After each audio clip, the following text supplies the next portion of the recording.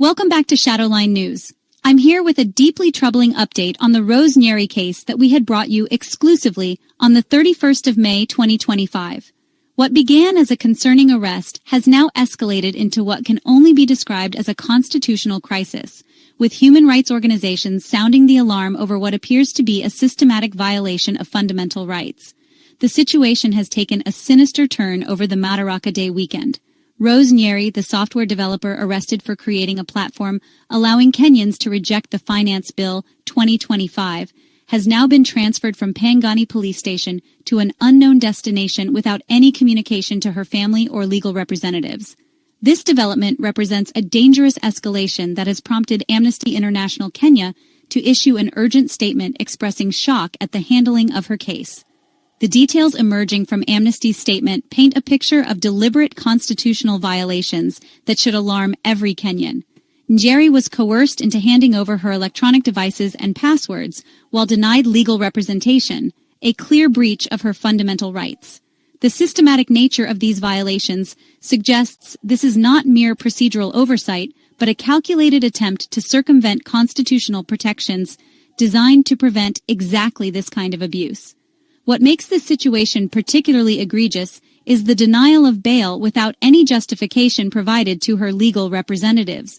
Under Article 49 of Kenya's Constitution, every arrested person has the right to be released on bond or bail under reasonable conditions, with court appearance required within 24 hours of arrest. Yet, here we are, with Njeri having been held for over 88 hours as of Tuesday morning, with no charges formally communicated and no reasonable justification for continued detention. The constitutional violations are stacking up in a manner that suggests deliberate contempt for the rule of law. Njeri's right to be informed promptly of the reasons for her arrest has been ignored. Her right to communicate with legal counsel has been systematically obstructed. Her right to prompt court appearance has been denied. Most troublingly, she has been denied access to medical care despite having a documented medical condition, a violation that could have serious health consequences. The transfer to an unknown location represents perhaps the most alarming development yet. This action effectively places Njeri beyond the reach of legal oversight and family support, creating conditions that are conducive to further rights violations. The refusal to communicate her whereabouts to family and legal representatives echoes the darkest chapters of authoritarian governance, where disappeared persons become tools of intimidation. Amnesty International's intervention highlights the international dimensions of this case. When respected human rights organizations feel compelled to issue urgent statements about an individual case, it signals that the situation has crossed red lines that threaten the broader human rights framework.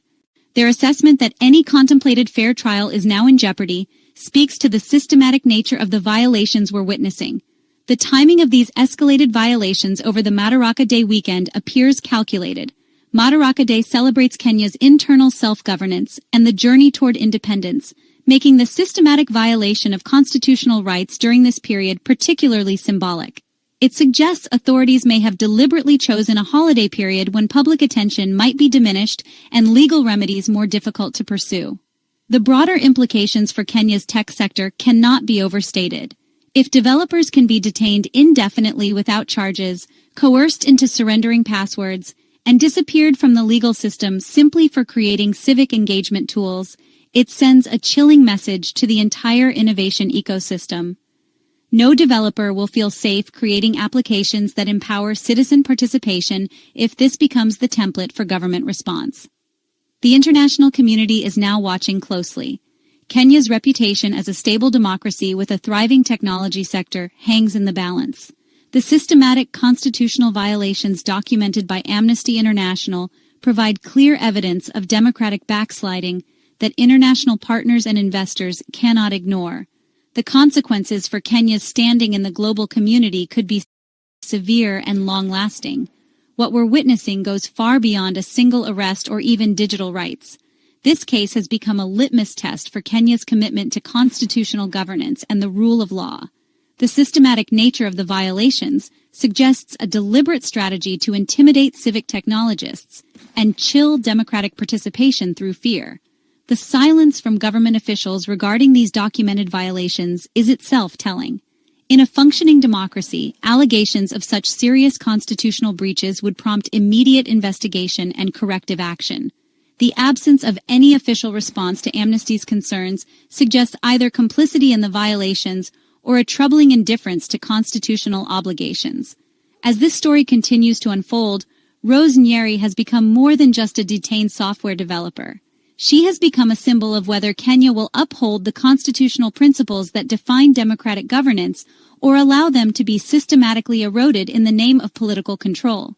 Her fate may well determine the future of digital democracy not just in Kenya, but across Africa.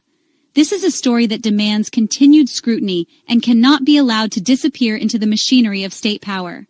For Shadowline News, we remain committed to following every development in this case until justice is served and constitutional governance is restored.